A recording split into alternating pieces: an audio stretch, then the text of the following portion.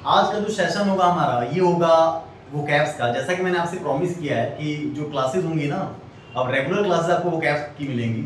ऐसा कहीं आपने नहीं देखा होगा, ये फर्स्ट टाइम हो रहा है कि आपको रेगुलर वोकैब्स मिल रहा है। तो ये बहुत पॉजिटिविटी है आपके लिए। तो आपको करना क्या है भाई, नोट्स बनाते रहना है और जो नया वर्ड मिले उसे सर्कल कर लेना है।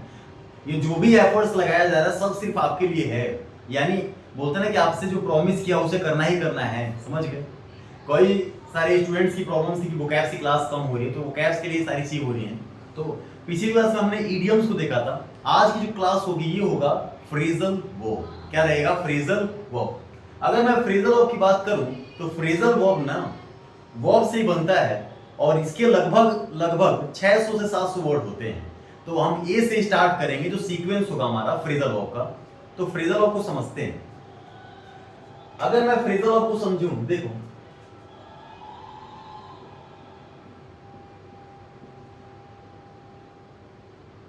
फ्रेजल वर्ब, फ्रेजल वर्ब को आप लोग ऐसे समझोगे, जब कोई भी ना किसी किसी वर्ब के बाद कोई एडवर्ब आ जाए। क्या आ जाए भाई? कोई एडवर्ब या कोई प्रेपोजिशन आ जाए, या कोई प्रेपोजिशन आ जाए जिससे इसका मतलब चेंज हो जाएगा। जब कभी भी किसी वर्ब के बाद कोई प्रेपोजिशन आ जाए या किसी वर्ब के बाद एडवर्ब आ जाए या ये दोनों ही आ जाए, तो इसका मतलब क्या होगा? वो फ्रेजल वर्ब है, उसका मतलब चेंज हो जाएगा। उसी को हम बोलते हैं फ्रेजल वर्ब। कैसे? एक वर्ड मैंने लिखा आपके लिए, लुक। अगर मैं लुक के बारे में बात करूं तो लुक जो वर्ड होता है ये क्या होता है? देखना। लुक एक वर्ब है, लुक, लुक एंड लुक।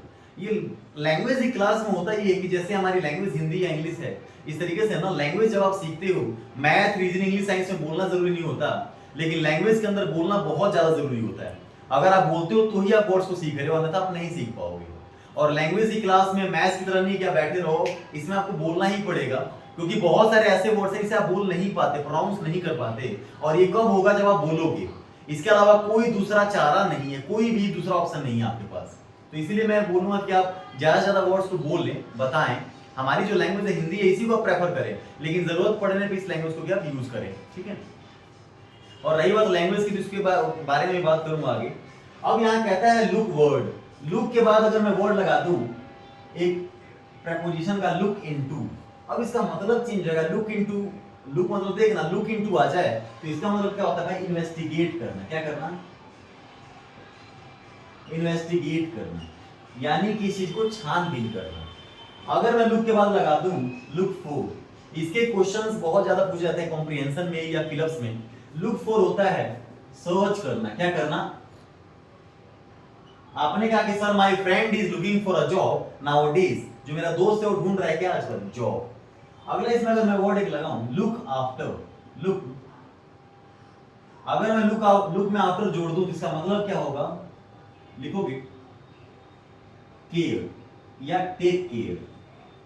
मैंने कहा कि you should look after your family, आपको अपनी फैमिली की केयर करनी चाहिए। तो look into investigate, look for search, look after take care. ये सिंपल सा पैटर्न हो गया, ठीक है। करते हैं आगे।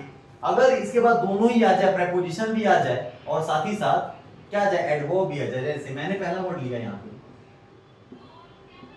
गेट रीड ऑफ, तो ये अपने आप में वर्ब है और ये क्या है? प्रेपोजिशन। गेट रीड ऑफ क्या होता है? यानी कि इसी से छुटकारा पाना, एलिमिनेट होना। लिख लो एलिमिनेट। तो ये फ्रेजल वर्ब का सीक्वेंस रहेगा। ये कुछ वर्ड्स आपने देख लिया, लुक इनटू, लुक फॉर। इसी में एक वर्ड वो भी आता है जिसको आप पूरे दिन बोलते हो या फिर आपने सीख लिया है बिना सिखाए। कई सारी चीज ऐसी होती है जो सिखाने की जरूरत आपको नहीं पड़ती, आप खुद ही सीख जाते हो। जैसे मैंने कहा ब्रेक, ब्रेक की सेकंड थर्ड फॉर्म क्या बनती है भाई? Break, broke, broken. अगर मैं ब्रेक इन कह दूं या ब्रेक इनटू, कोई मुझे लग रहा है कोई बदमाश सोच रहे हो कुछ अलग, वो सोच रहे हैं ब्रेक अप। ब्रेकअप क्या होता है भाई? किसी टीचर ने बताया है क्या? किसी टीचर ने बताया नहीं होता, या किसी ने, आप खुद ही सीख जाते हैं। ये समाज या आपके दोस्त है सिखाते हैं। ब्रेकअप होता है, ये भी एक फ्रेजल वर्ब है। गेट आउट, ये सब फ्रेजल वर्ब है। ब्रेकअप क्या होता है? End of relationship. बताने की जरूरत है नहीं, प्रैक्टिकली को सब जानता हूं मैं। लिख लोगे एंड ऑफ रिलेशनशिप, किसी रिलेशन का खत्म हो जाना। तो यहाँ पे कुछ वर्ड्स मैंने ले लिया। अब स्टार्ट करेंगे हम लोग ए वाले वर्ड्स। ए से बहुत कम वर्ड बनते हैं, 12-15 वर्ड है जो ए से बनते हैं, फिर बी से थोड़े ज्यादा से, ऐसे धीरे धीरे करके हम लोग सीखेंगे। तो आपके पास वर्ड कितने आगे भाई? 3, 4 और यहाँ पे एक है 5। एक दो वर्ड और आप लिख लोगे, जैसे वर्ड होगा आपके पास ब्रेक इन या ब्रेक इनटू।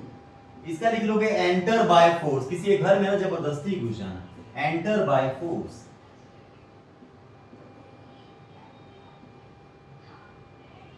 एक ब्रेक से वर्ड बनता है ब्रेक डाउन। क्या बनता है भाई? Break down.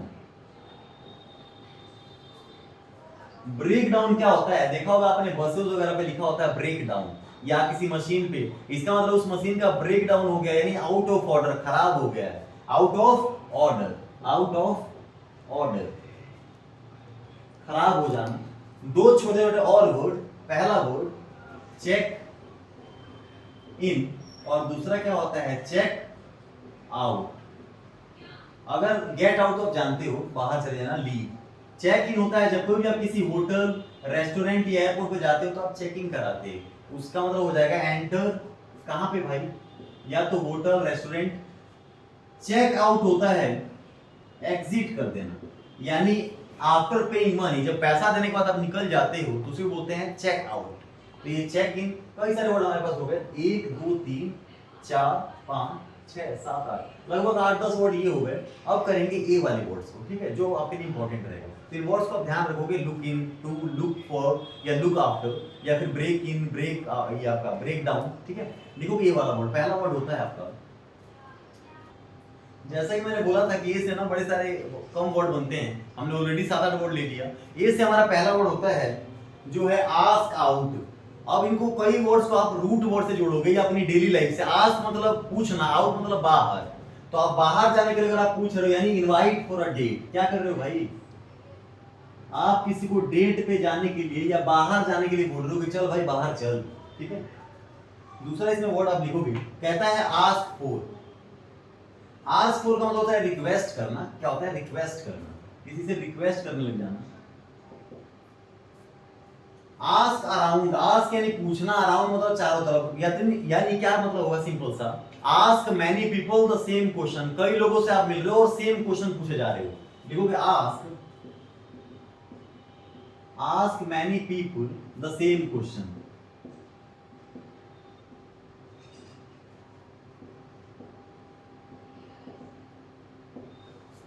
Ask many people the same question.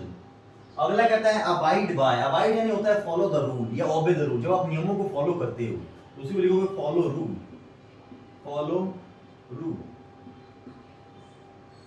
Next है अकाउंट फॉर। जब कोई मान लो कोई आपका अकाउंट देख रहा है, अकाउंट में कितने पैसे हैं, क्या है, तो अगर कोई भी दिक्कत आ जाएगी तो आप उससे तो पूछोगे भाई मुझे रीजन बता, गिव अ रीजन।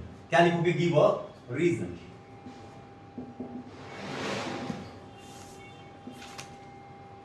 अगला कहता है एड अप। एड अप यानी बोलते हैं भाई थोड़ा अपना सेंस लगा, दिमाग लगा, ऐड कर, मेक सेंस। क्या आप जोड़ोगे भाई? Make sense.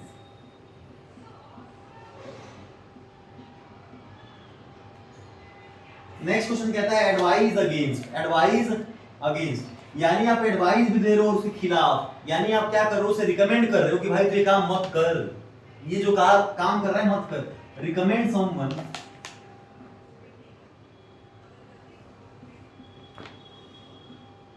not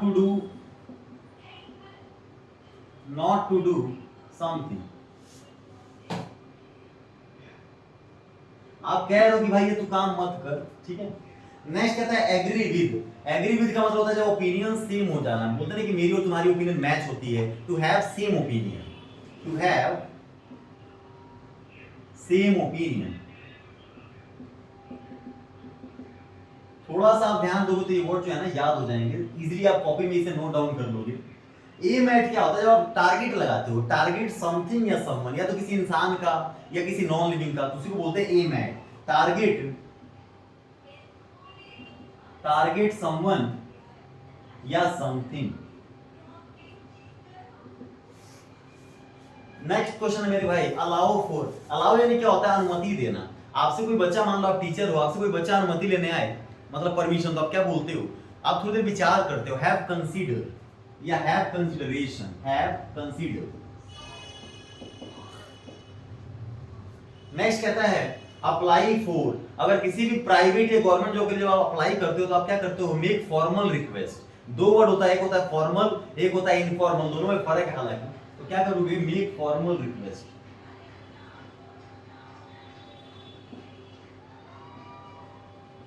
लास्ट कहता है अपील टू, अपील यानी क्या भाई, किसी आप अपील कर रहे हो, यानी रिक्वेस्ट करना, मेक रिक्वेस्ट।